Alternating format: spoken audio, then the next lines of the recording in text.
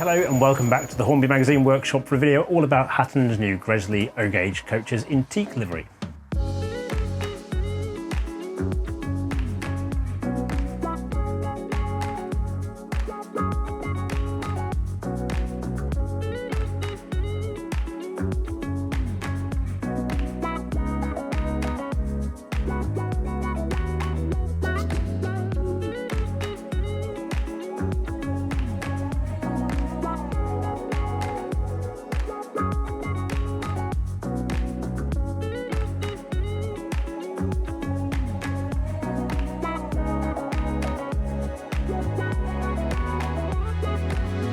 So hello and welcome to Hornby Magazine. You join us once again here on the O-gauge test track because we've got some lovely teak coaches. Right, Mike, who are they from and why have we got them? So these are the latest teak coaches from Hattons for their O-gauge Hattons Originals collection. We've already shown you the BR maroon versions. These are the NER varnished teak versions. And I can see we've got three coaches. Yeah, so they've done it's the same three coaches we saw in maroon livery, but this time, like I said, in varnished teak livery. So we've got a corridor third, we've got an open third, and there's also a brake corridor composite as well. Are they any different to the previous BR maroon ones? No, so in terms of what you've actually got in the physical models, they're identical to what went before. Actually exactly the same models, but it does seem to me that generally the build quality is much better on these. They've also resolved some of the problems they had, because they had some problems with the first batch with windows being loose and things, which they do some discounted versions of those coaches. These, from the samples we've got here, they all look very well built. We've seen them running nicely in the garden. The only little problem I had is one of the footboards got a little bit warm in the garden this afternoon. It was the best part of 28 degrees though, so I can let it off for that. So. In terms of pricing, are they the same as the previous selection? They are, yeah, so the price has stayed the same for these coaches, so they're £179 per coach. Yeah. All available now, and they're available both with numbers like our versions we've got here. We've got nice NER gold leaf shaded lettering on them, or you can buy them unnumbered, so you can add your own numbers as well. So for example, if you wanted a couple of the open thirds, you could buy a couple of the unnumbered ones, give them your own numbers from transfers, and have unique coaches in your rake. And previously Hattons broke down the previous ones into grading, say if a window had popped out. Have we seen the same with these ones? No, we haven't seen that this time. They're all, as far as I can see, they're all at the same price band, so they've also been able to resolve those quality control issues they had with the first batch of maroon coaches. Like I said, during the handling of these coaches, they definitely feel much more robust. I mean, there was one we had of the maroon ones where I handled it in the wrong place and popped a window through them with my thumb. These don't feel like that. They feel much more solid in their construction, so I think people will be happy with them. The only thing really to note with them actually is in terms of running actually. I found that actually, once we had them running on the garden railway for sort of an hour or so, that actually we're getting quite a lot of rolling resistance on the bearings. Now I do find that with some of the heavy O-gauge coaches anyway, so I do regularly oil all the axle boxes for my regularly run stock, but if notice they've got a bit of rolling resistance, they're going to need oiling regularly to keep them in tip-top condition. And you've definitely got to have a heavy loco to pull them. You have, yes. You're going to need plenty of haulage capacity to move these coaches. Again, it's quite an interesting thing with O-gauge. The coaches tend to be quite heavy actually.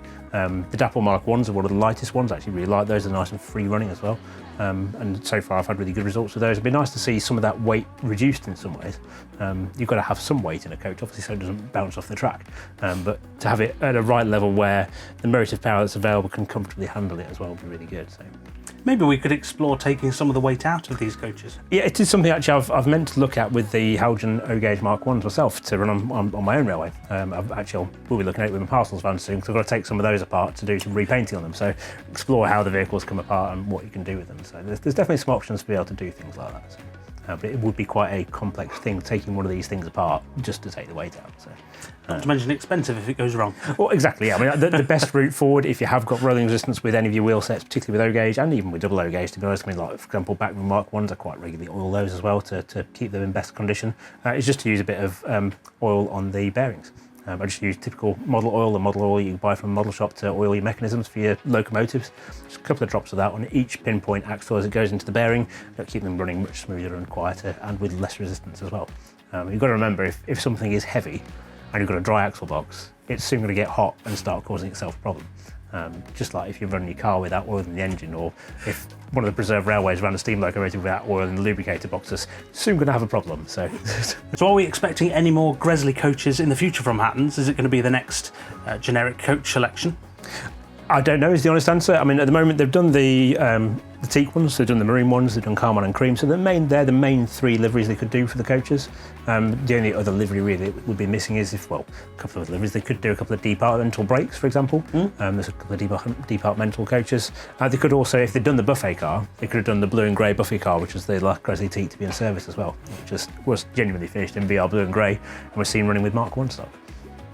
Well, hopefully they do that as a special edition. Yeah, maybe they might do another coach in the future. I don't know at this point. They've not said that they're doing any more beyond what they've done at the moment, so I'm guessing they're seeing how these go and they'll make a decision from there. So. Right, so I suppose that only leaves us one thing left to do, and that's to run them down the garden. Absolutely. Well, we haven't quite got the perfect loco for them today, because I don't own any LNER locomotives for O-Gauge, I'm afraid. Slap wrist, I guess. That sounds like a problem that we should resolve. Maybe it is. Maybe it's something to resolve. So what we've done is we've picked a locomotive which would be like a typical preservation engine. We've got a Great Western Pannier, creative preservation train with a trio of LNER teaks. Think of the Severn Valley Railway or the North Yorkshire Moors, and you'll know where we're at then. So.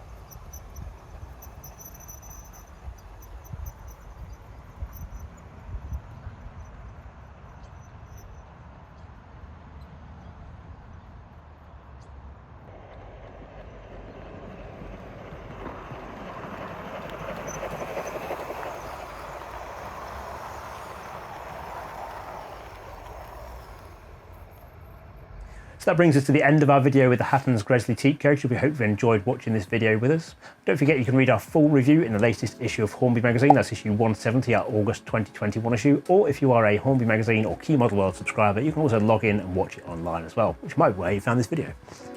Oddly. If it isn't, then you've got a choice to go and find it. Yeah. So, thank you very much for watching again. We'll see you next time. Bye for now.